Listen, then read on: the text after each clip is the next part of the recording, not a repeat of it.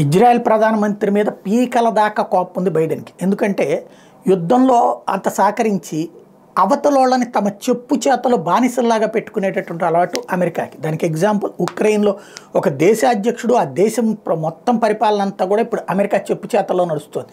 చివరికి వాళ్ళు సస్తన్నా కూడా పట్టించుకునేటువంటి అమెరికా అలా ఉంటుంది. దాన్ని అది కుక్క తోక పట్టుకుని గోదావరి నెట్టే అమెరికాని నమ్ముకుంటే కనుక. సరే, అయితే ఇప్పుడు ఏం జరుగుతుంది, ఇజ్రాయెల్ విషయంలో కూడా అట్లా కంట్రోల్ పెట్టుకుందాం అనుకుంటుంది. గాజాని మళ్ళీ ఒక ప్రత్యేక దేశం కిందనే ప్రకటింపచేయటం అన్నటువంటి రెండు దేశాల సిద్ధాంతాన్ని తీసుకురావాలని భావిస్తున్నది అమెరికా.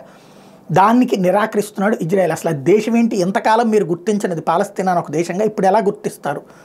పాలస్తీనా అనే దేశం ఎట్లా అవుతుంది? అది ఒక ఉగ్రవాదుల స్థావరాన్ని దేశం అని చెప్పి మీరు తీసుకొచ్చి ఎలా గుర్తిస్తారని నిలదీస్తున్నాడు. ఇక్కడ బైడెన్కి ఏంటంటే ముస్లిం సమాజాన్ని సంతృప్తిపరచడానికి, అట్లాగే ముస్లిం దేశాలని, అరబ్ దేశాలను సంతృప్తిపరచడానికి దాన్ని ఒక దేశం కింద ప్రకటించేయాలనుకుంటున్నాడు. అరే, ఇన్నేళ్ల విదేశాంగ విధానాలు ఆ మాత్రం బుర్రలేదా?